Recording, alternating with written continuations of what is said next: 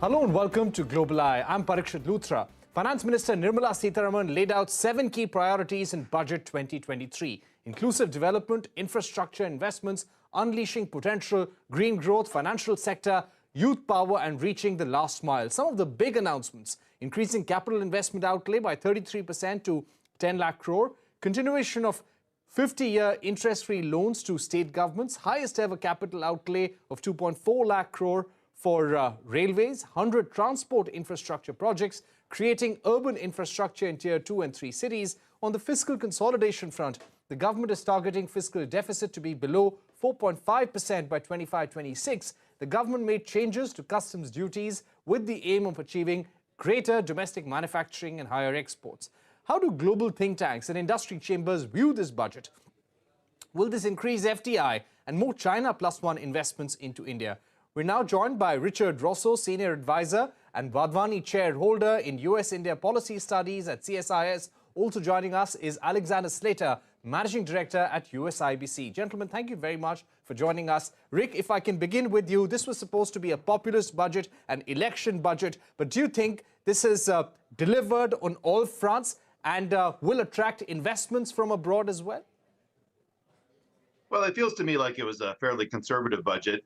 You thought that maybe it would be a populist budget appealing to voters with 10 state elections a year away from the national election.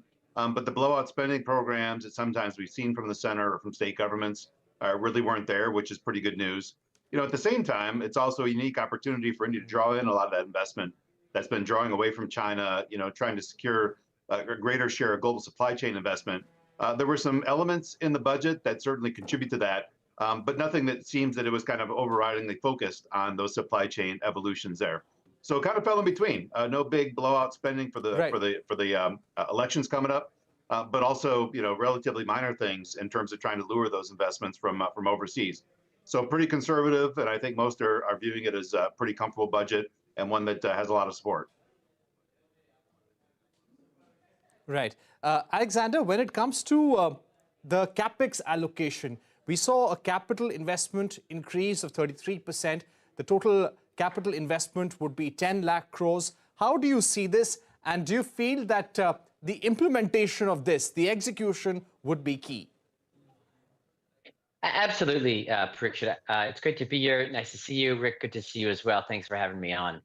On the question, I think that the capital investment is something that the government sees as a way to make sure that the growth targets that they've laid out are achieved. That, combined with the reforms of the direct taxation regime, are going to help stimulate both investment and consumption, at least public investment and then private consumption. Overall, infrastructure investment is generally something that is a medium-term driver of economic growth and productivity and job creation. I don't know how quickly we'll see this in the actual economy. As you say, it depends on the types of things that it's spent on, when the spending happens, and project execution. But generally, it's a good thing. And I think that it's one way for a government that, for a budget that, as Rick said, is somewhat in between what one might have expected to continue attracting foreign investors. I think the government has said that, or seems to have taken the position that India, being the fastest growing large economy in the world next year and this year upcoming, is going to be the main attractor of investment. We didn't really see a lot of structural reforms that we'd seen in prior budgets here that foreign investors tend to like as well. Right. Speaking about structural reforms, Richard, if I can get you in, do you feel that there could have been more that the FM could have done in terms of ease of doing business, easing compliances, easing the indirect tax structure to get more investments, get more manufacturing into India? Well, a lot of what has to happen are things that happen outside the budget. You know, as Alexander mentioned, as you brought up as well, greater allocation towards developing infrastructure. You also saw what I think are some really important seeds that the government has started to grow or is looking to initiate with expanding resources for courts to begin digitizing. Because again, even though the World Bank is kind of abandoning the doing business report, when you looked at it, one of the areas that India was usually pretty far behind most other countries with which India is competing for investment was remediation through the judicial system. So there's been a lot of great studies and surveys that have been done where that can really be accelerated, and this backload of cases can be drawn down dramatically through better digitization of courts. And one small issue that hasn't been brought up a lot that I really love, that was referenced in the budget speech, was that the finance ministry is going to begin working with municipal governments in India to begin ring fencing resources, helping them develop their own revenue streams. Because ultimately, too, you can't have a national government that's solely in charge of spending everything that's required for infrastructure. In the United States and a lot of other developed countries, you have a robust municipal finance regime, and in India, that's largely lacking. And so if the finance ministry can really put its nose to the grindstone this year, following on an important Reserve Bank of India report a few months ago talking about the state of municipal finances, again, it's long term, as Alec mentioned. A lot of this isn't going to be an immediate pop, but when you start thinking about teeing the government up for the next 5 years in case they win re-election or whatever, some interesting seeds are planting in the budget and in the budget speech. Right. Alex, coming to you, there were a long list of recommendations that industry chambers, global industry chambers like USIBS had submitted before the finance minister. What, according to you, were some of the misses in the budget, and which, according to you, were critical for the Indian economy this year? So I think the key thing that foreign investors are looking for out of investments in India, in addition to the growth number, which I do think the government's efforts will deliver on, are structural reforms that make it a more level playing field for doing business and it easier to do business. Something that wasn't there was an effort to further ease processes for tax dispute resolution. A lot of companies end up operating based on shared services agreements, and there's sometimes disputes with the government about how much a headquarters should be charging a local subsidiary in India about that, and that results in unnecessary tax headaches for companies. And so, we were looking for those changes. I think in the financial sector, making it, putting banks, whatever their origin, on the same footing from a taxation perspective, putting the same thing in place in terms of regulatory frameworks for governance and dividend distributions for insurance companies. These are all things that I think, again, were structural reforms that will help attract foreign investment in these sectors. But I don't think, again, that was what this budget was about. This budget was about delivering on the top line growth number for the year, and that being the selling point in a world where growth is slowing substantially. So foreign investors are going to look around the world and say, what are my options? And I think this government, in advance of an election, didn't want to take on the challenging structural reforms it may have done in prior years. This being said, there is something that we are following very, very closely, a couple of things. The finance minister made a reference to significant reforms in the financial sector that will be taking place with consultation with industry where feasible. We think that this holds a lot of promise. We don't know exactly what she was referring to because there wasn't a lot of detail there, so we're watching it very carefully. I do think that the commitment to consultation with industry, though, is important.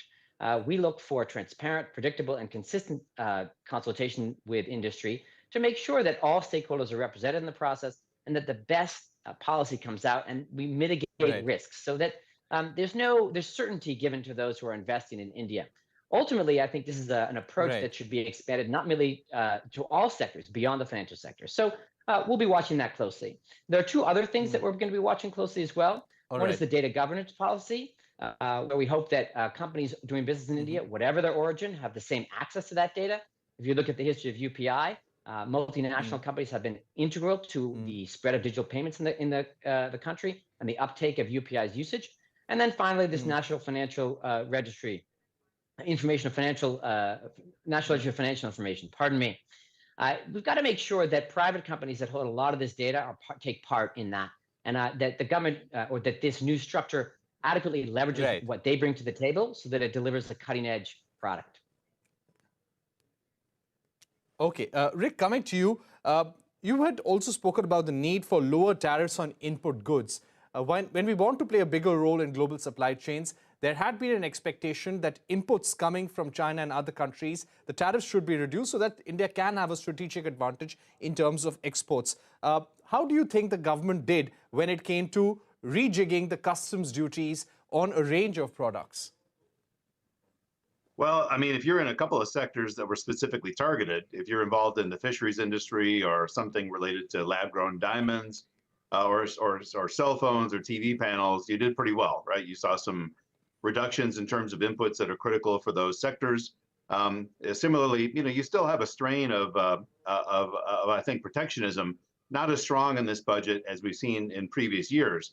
But if you're in sectors that, for instance, in producing gems and jewelry or electric vehicles, bicycles and toys, you saw customs duty increase. And so kind of making a bet that production of those items, in India is most likely to expand, and there's manufacturers ready to take off. So, this mix of incentivizing production through customs duty reductions and some input goods, and encouraging local manufacturing through protecting finished goods, it's narrow, it's sectoral. So, here you got a few winners and losers, I would say, but not this all-on rush in terms of all the sectors that you see, from production-linked incentive programs or sectors that are announced in Make in India. So it felt a little more narrow, either in terms of protections or incentivizing, the import of input goods than I might have expected at this point in time. It's not really a political issue. It should have been fairly safe and comfortable, but a few sectors were targeted, not really the entire economy. Right. We've run out of time, but thank you very much, Rick Rossow and Alexander Slater, for joining us with your observations on the Indian budget. Let's see how the government implements this and how the consultation on the regulatory regime, different policies, happens in the days to come. Thanks once again for being with us. We're going to take a short break here on Global Eye, but coming up, India and the United States have agreed to significantly elevate their initiative on critical and emerging technologies. A special discussion with former diplomat Arun Singh when we return.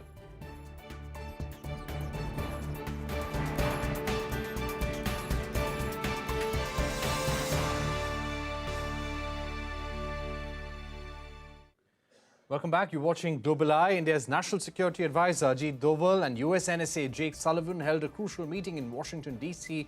earlier this week and agreed to significantly elevate the India-US initiative on critical and emerging technologies. Both sides have agreed to expand collaboration in AI, quantum technologies, and advanced wireless, joint development and production in defense, with an initial focus on jointly producing jet engines, enhancing collaboration on semiconductor supply chains, and advancing cooperation on research and development in 5G and 6G were the key takeaways from this meeting. We also hear that the Prime Minister is set to make a state visit to the United States this summer at the invitation of US President Joe Biden. Let me go across to former Indian Ambassador to the United States, Arun Singh. Ambassador Singh, thank you very much for joining us. Very clearly, the trade deal has been off the table. But do you think this collaboration in critical and emerging technologies replaces the trade deal in one way and boosts economic and technology partnership between the two countries? Parikshit, I don't think it replaces the trade deal, because the trade deal has its own place. But I think it can serve to build newer areas of cooperation and technology partnerships between the two countries. Now, talking of the trade deal, as you know, the trade establishments in both countries have been in conversation now for several years. And earlier, we did hear the talk of trying to do a mini trade deal. But even that has been difficult to work out, perhaps because of existing interests on both sides. What each side wanted, the other was not in a position to give on that. But at the same time, from what I can see in the public domain, there is amicable and deep conversation on trade between the two countries. So that has one dimension. But looking at the issue of critical and emerging technologies, if I assess the comments that have come from both sides and the statements that have been issued, there was a sense that while there is growing strategic convergence between India and the US, and they are doing more and more together in different areas, the economic and technological dimension of the partnership needed further strengthening. Second, everybody says that there is a perfect storm of technology coming with AI, quantum, cyber, 6G, private sector, space, commercialization of space, biotech, semiconductors. And these are going to completely transform the way we live, the way we work. Now, if India is to remain in the lead among the countries in the world and lose out again in terms of technology opportunity, it would be useful for India to place some emphasis in these areas and partner with other countries, including leading countries in the world with this technology. So I think those have been some of the considerations behind seeking this partnership. Also, in all countries in the world, including in the US and in India, work in these areas at an initial stage. You don't as yet have established patterns of production, established interests, or established norms and standards. So if you can start by cooperating at the initial stage, you can then work together to develop norms and standards that also work for India. And once you've had the initial cooperation, you then move into a production cooperation arrangement. Then you can look at what kind of trading arrangement that work for both of you. So you can then do away with some of the challenges that you faced at the moment. Again, this is an area where it is not enough for just the government to play a role. But academia and the private sector will also have a role to play, because in several of these areas, the research is only at the academic level. And industry is trying to partner with academia to find out what can be translated into industrial production. So that was the reason, I think, why on 30th January itself, a day before the National Security Advisors had their formal conversation, both of them, along with the US Commerce Secretary, interacted with a large meeting where there was a presence of US and Indian industry and academia to signal to them that they would like to encourage cooperation between Indian and US industry in this area. And I think the final point that was important is that because these are cutting-edge areas, there would be concern, including in US industry and academia, whether the government will bless this kind of cooperation. Because otherwise, at a later stage, they might worry that the government would step in and say that these are very sensitive areas of cooperation and should not partner with another country. So therefore, a message coming right in the beginning from the National Security Councils, the National Security Advisors of both the countries, that this is an area of cooperation where they feel that US and India are partners that from their national security perspective, they would encourage. So given all that, I think it's an important meeting, an important message that has been given.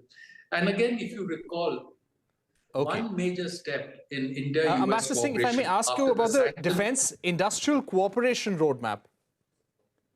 Yeah, if I may ask you about the Defense Industrial Cooperation Roadmap, both sides have spoken about developing a new bilateral partnership there, joint production, production of jet engines as well. How significant is this in our growing defense partnership? We've seen a series of operationalization of agreements happen since 2014. How important is this aspect now?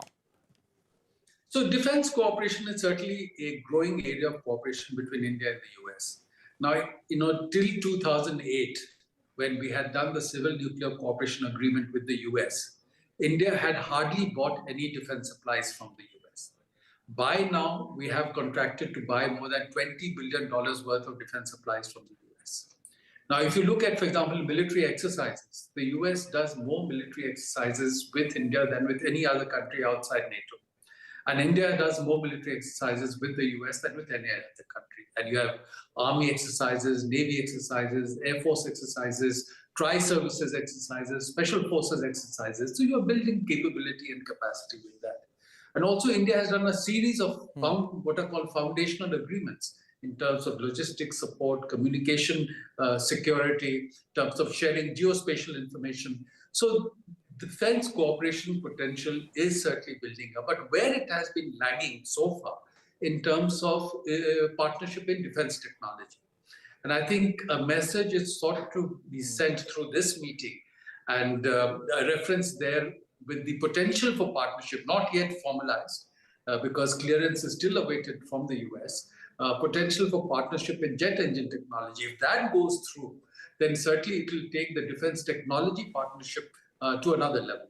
But the very fact that the US has signaled that they have received an application and they will try and process it on an expedited basis is an important message, but I hope they are able to allow that cooperation to go ahead. If they do it, it will be important.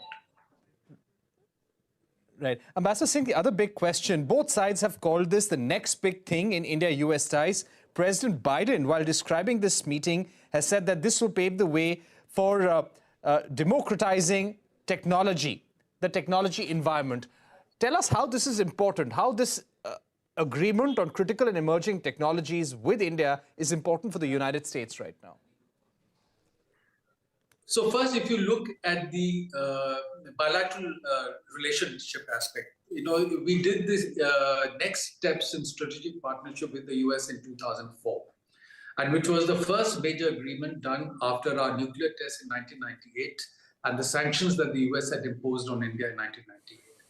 That statement on next steps allowed us to start cooperation in nuclear areas, in space, in defense. And it led to the Civil Nuclear Cooperation Agreement with the US in 2008, which opened up access for India in higher technology in the US and leading to the, as I mentioned, nearly $20 billion worth of defense purchases from the US. Now, as far as the US is concerned, today they see China as their main threat, economic, technological, and military. And they have said that China is a pacing challenge for them. That's the challenge they're trying to meet. Now, if they are to meet the technology challenge from China, which has a population of 1.4 billion people, to scale up in terms of human resource capability, the US needs another partner. And India, with a country, again, of about 1.4 billion people, which has shown strength in human technical capability.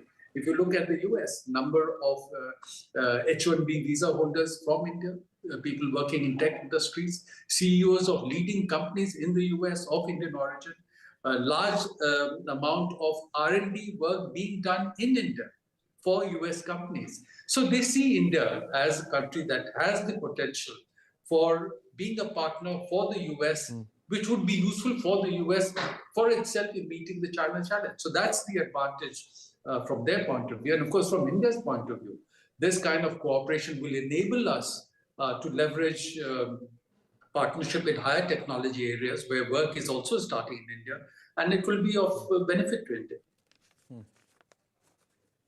Right.